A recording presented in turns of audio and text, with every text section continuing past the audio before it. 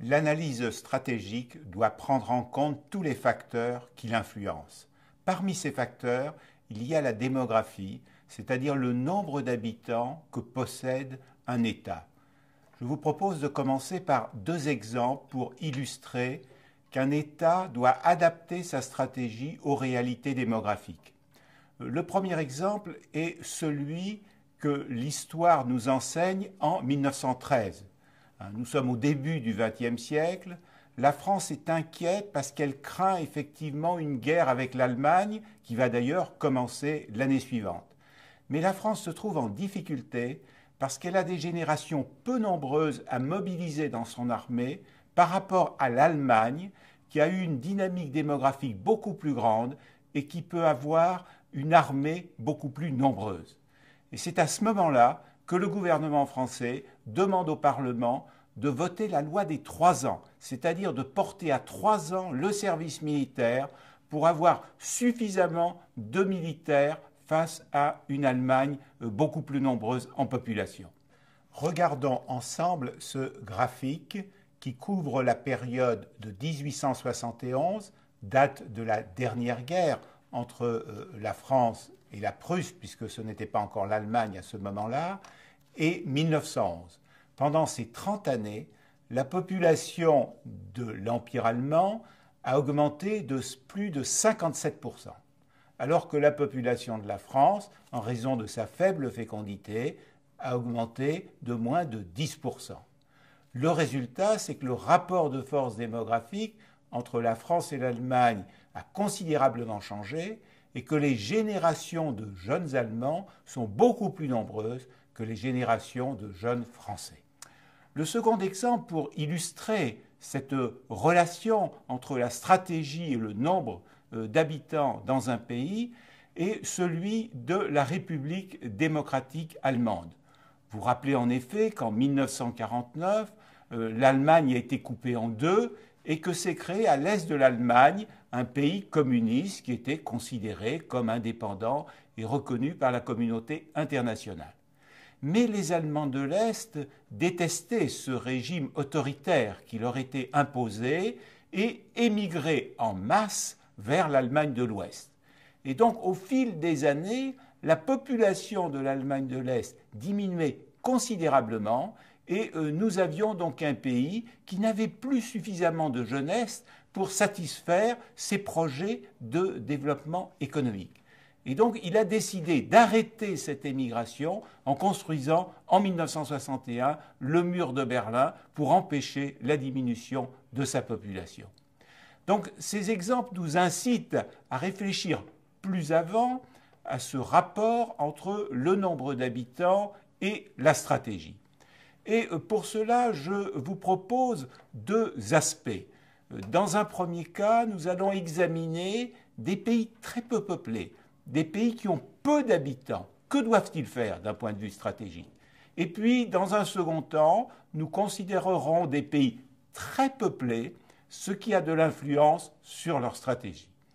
Concernant les premiers, lorsque vous êtes un territoire très peu peuplé, vous avez deux solutions stratégiques.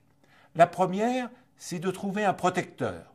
Je suis petit, je n'ai pas les moyens d'avoir une puissante armée, il faut que je trouve un grand voisin susceptible de protéger ma souveraineté.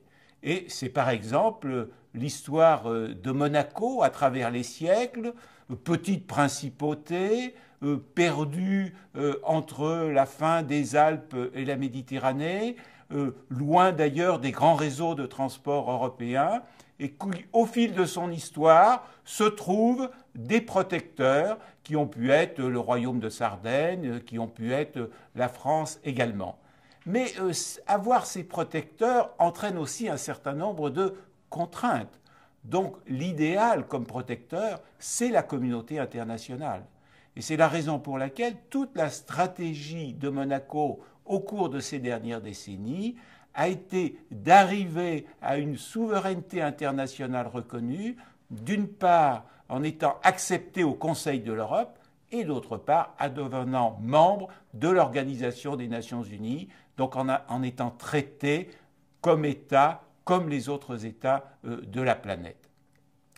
La deuxième possibilité, lorsque vous êtes petit, c'est de vous entendre avec d'autres petits pour assurer votre défense.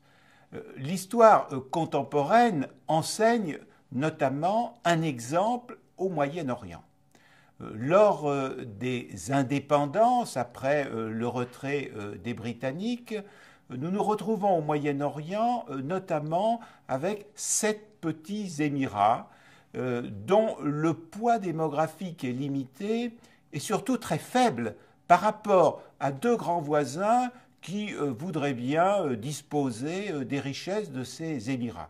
Ces 2 grands voisins sont d'une part l'Arabie saoudite, qui a toujours rêvé en fait de dominer la totalité de la péninsule arabique, et d'autre part l'Iran, qui voudrait bien contrôler les 2 rives du détroit d'Ormuz.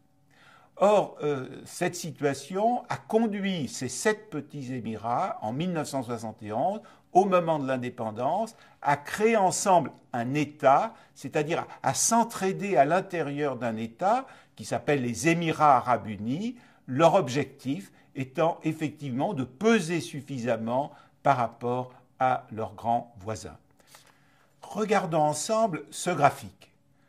Vous voyez au milieu du graphique une barre qui représente la population des 7 petits émirats qui se trouvent au sud-est de la péninsule arabique.